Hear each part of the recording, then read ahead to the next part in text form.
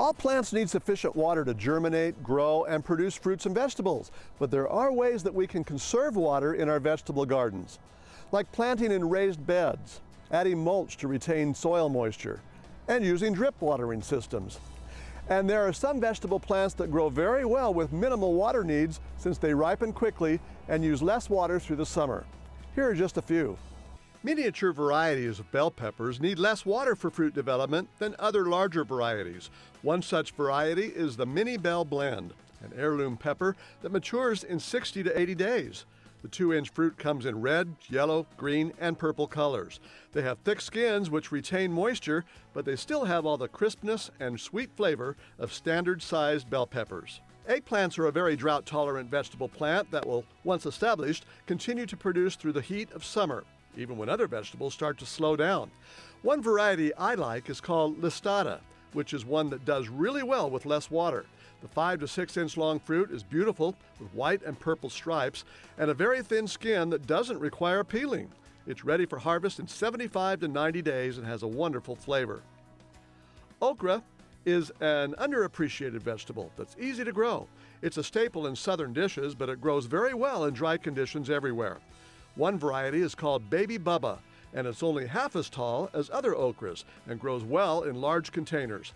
It puts out a bumper crop of hefty, full-size pods and is ready to pick in just 53 days. Beans are always a good choice for a low-water crop.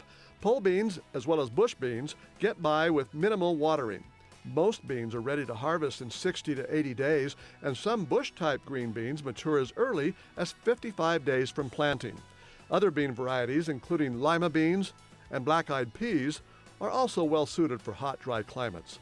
It doesn't require a lot of water to produce ripe, juicy tomatoes. In fact, one of the secrets to growing great-tasting tomatoes is to cut back on the water as the tomatoes grow and develop.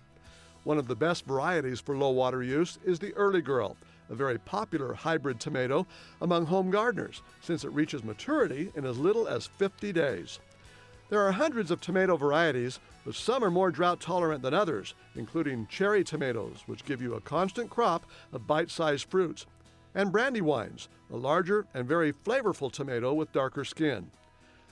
Finally, squash and cucumbers are fleshy vegetables that are as much as 95% water, but once established, they'll need less water because their roots grow deep and draw up moisture from the deeper soil. The dark star variety of zucchini has a bush-type plant, so it's easier to find the fruit.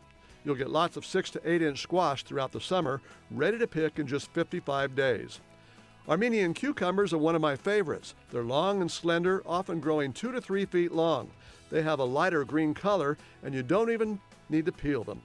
There are many more drought-tolerant vegetables than the ones I just showed you, and as long as you give them sufficient water to get them established, they'll use less water as the plants grow and develop. And you can grow it.